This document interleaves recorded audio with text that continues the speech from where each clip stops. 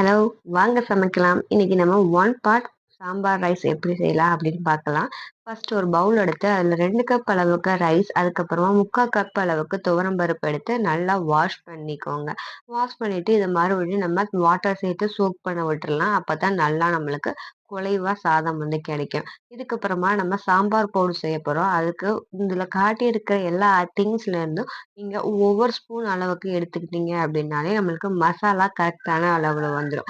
இதுக்கப்புறமா அந்த ஒரு பேன்ல கொஞ்சமா ஆயில் சேர்த்து நல்லா ஹீட் ஆனதுக்கு அப்புறமா இந்த மசாலா பொருட்கள்லாம் சேர்த்துட்டு அதோட இந்த மாதிரி தேங்காய் நீங்க துருவலா சேர்க்கிறா இருந்தாலும் சேர்த்துக்கலாம். இல்லைன்னா இந்த மாதிரி பல்கராவும் சேர்த்துக்கலாம். இதுக்கப்புறமா ஒரு 5, 6 வரமிளகா சேர்த்து நல்லா வறுத்துட்டு இதை ஆற விட்டுருங்க.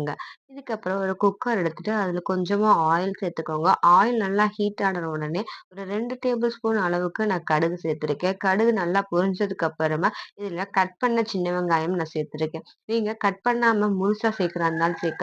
ஏன்னா நான் கட் பண்ணி போட்டிருக்கேன்னா வீட்ல இருக்கவங்க யாரும் சாப்பிடாம தனியா எடுத்து வச்சுருவாங்க.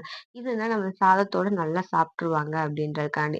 இதுக்கப்புறம் ஒரு 3 தக்காளி பழத்த நான் நறுக்கி சேர்த்துருக்கேன். வெங்காயம் வந்து ரொம்ப குக் ஆகணும்னு அவசியம் இல்ல. ஒரு கண்ணாடி பதத்துக்கு வந்தா போதும். இதுக்கப்புறம் தக்காளி நல்லா வேகுறதுக்கு கொஞ்சமா சால்ட் சேர்த்துருக்கேன். இப்ப நான் வந்து ரைஸுக்கும் சேர்த்தே சால்ட் சேர்த்துருக்கேன். நீங்க மொத்தமா சேர்க்கிறா இருந்தாலும் சேர்த்துக்கலாம். இல்லன்னா தக்காளிக்கு மட்டும் சேர்க்கிறப்ப சேர்த்துக்கோங்க கொஞ்சமா. இதுக்கப்புறமா நான் கொஞ்சம் காய்கறி ஆட் பண்ணியிருக்கேன். அது வந்து கேரட், உருளைக்கிழங்கு, அதுக்கப்புறமா கத்திரிக்காய். இந்த 3 காய்கறி மட்டும் தான் நான் சேர்த்திருக்கேன். இதுக்கப்புறம் கொஞ்சமா நான் வந்து பெருங்காயத்தூள், அதுக்கப்புறம் மஞ்சத்தூள் சேர்த்து இத நல்லா மிக்ஸ் பண்ணி விட்டுட்டு, இதோட பச்சை வாசம் போற வரைக்கும் நல்லா இத மிக்ஸ் பண்ணி விட்டே இருங்க. இதுக்கப்புறமா நம்ம ஆற வச்சிருந்தத நம்ம ஒரு மிக்ஸி ஜார்ல இந்த மாரி பேஸ்ட்டா அரைச்சு எடுத்து அதையும் சேர்த்துக்கலாம். அதுக்கப்புறம் அதுல மிக்ஸி ஜார்ல கொஞ்சம் தண்ணி சேர்த்து அதையும் இதோட சேர்த்துக்கோங்க. கொஞ்சமா நான் வந்து மிளகாய் தூள் சேர்த்துருக்கேன். நீங்க மிளகாய்த்தூள் சேர்க்கணும்னா சேர்க்கலாம். இல்லன்னா நீங்க ஸ்கிப் பண்ணிரலாம்.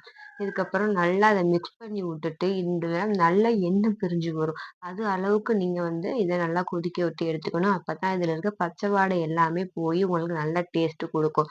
ஒரு நெல்லிக்காய் சைஸ் அளவுக்கு நான் புளிய கரைச்சு இதுல நான் சேர்த்துக்கிறேன். அப்பதான் உங்களுக்கு அந்த புளிப்பும் இதுல வந்து கிடைக்கும் அப்டின்ட்டு. இது நல்லா கொதிச்சதுக்கு அப்புறமா நம்ம சோக் பண்ண வச்சிருக்க அரிசிய இதுல கொஞ்சம் கொஞ்சமா சேர்த்து நல்லா கிளறி விட்டுக்கோங்க.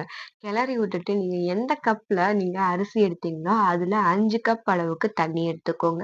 அப்பதான் உங்களுக்கு நல்லா சாம்பார் ரைஸ் எப்படி இருக்குமோ, அந்த கன்சிஸ்டன்சில கிடைக்கும். இதுக்கப்புறமா நீங்க லிட் போட்டு கவர் பண்ணிட்டு ஒரு 5 விசில் விட்டீங்க அப்படின்னா, சூப்பரான சாம்பார் சாதம் ரெடி ஆயிரும். நான் வந்து எக்ஸ்ட்ராவா கொஞ்சம் கார்னிஷ்காண்டி ஒரு 2 வரமிளகாய், கருவேப்பிலை சேர்த்து தாளிப்பு மட்டும் சேர்த்துருக்கேன். நீங்க சேர்க்கிறதா இருந்தா சேர்க்கலாம். இல்ல ஸ்கிப் பண்ணிடலாம். செஞ்சு பார்த்துட்டு எப்படி இருந்துச்சுன்னு கமெண்ட்